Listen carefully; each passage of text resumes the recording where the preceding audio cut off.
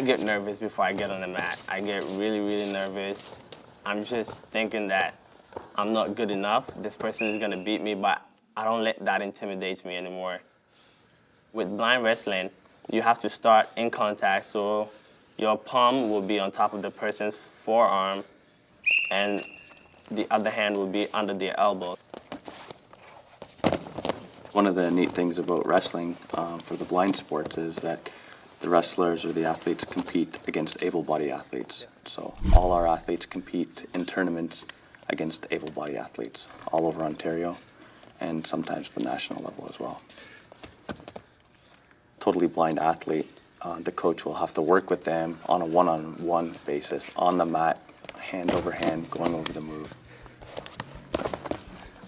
So if young people out there who wants to run track or do wrestling, I would say they should find the courage to do it because it'll change their life at some point.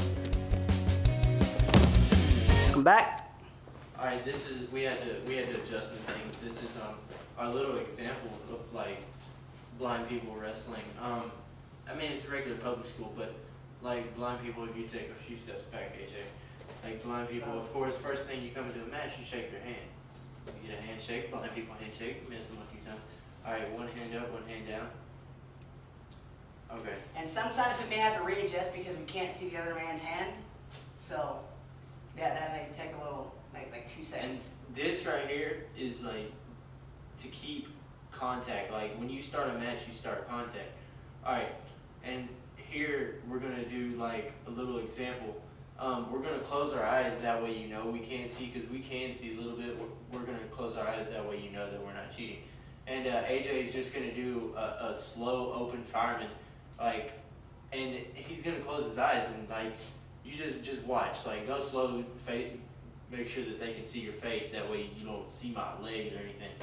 All right, the referee will blow the whistle. Okay, go in, come in, penetrate, eyes are still closed, mind you. Lift, blink.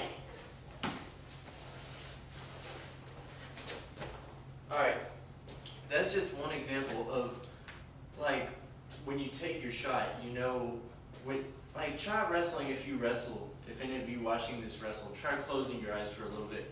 Like close your eyes when you practice or something. Like, alright, I'm gonna show you something else. I'll just do a regular duck under. Okay, let's Touch. touch, eyes closed, tie up, and pop it, and here. We feel where the other man is. It may seem a little different because you are not visually impaired or blind, but we feel where the other man is and we know where to go. For example, if Eric gets down here, on the line here. Okay, for example, if we're wrestling here, we automatically know. We don't have to look, see, hey, man's hand's right here.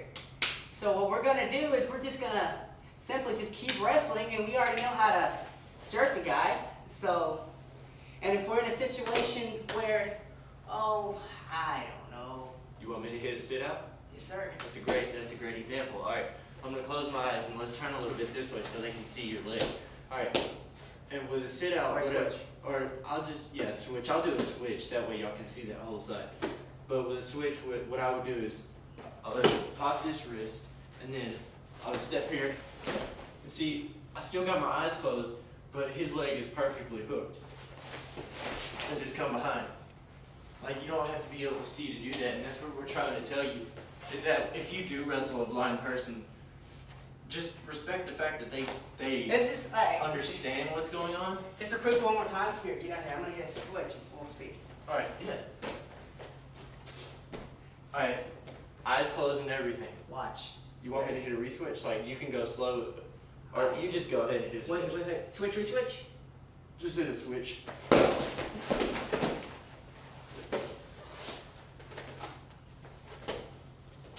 As you can see, I did that.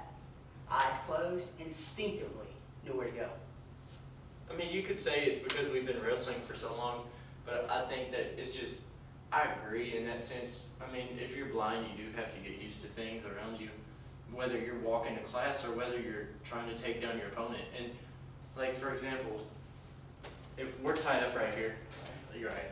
If we're tied up right here, see, that's one of the things. He hit me in the mouth, and it just, stuff like that happens. And you just brush it off because, hey, you're blind. We're blind here. Yeah, exactly. I've poked a few people in the eye before. I mean, it really helped. All right. If you push and pull like you're supposed to, and I'm gonna go here, going this way, yeah. All right. I can feel where his leg is. Like if you push and pull, and then you pull, like he's already right here, but I'll just pick him up. But it's just like push and pull really helps blind people, and whether blind people use it against Everything you. helped is, I'm sorry for interrupting, but this circle, you circle here, you pop it, boom.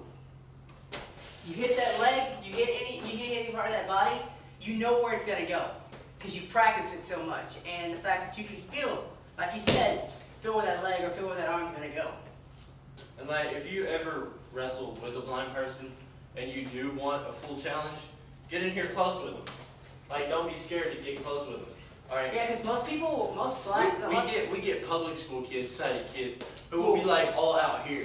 And yes, this is contact, but it's not fair. I mean, we've learned to get around it. Trust me, we've smoked a few people on this. But if someone comes out here like this with you, we've learned our arm drags. We've learned just sliding in, push it down, slide in, simple things like that. But if you really want a challenge, get in here close. I promise there are some stronger blind people than there are sighted people. Like, and that's there are some blind kids that will throw you halfway across the mat without even thinking about it. There's blind kids I won't even get close contact with, and I wrestle blind. Like, that's just the way it is. And there's actually one of my friends in school.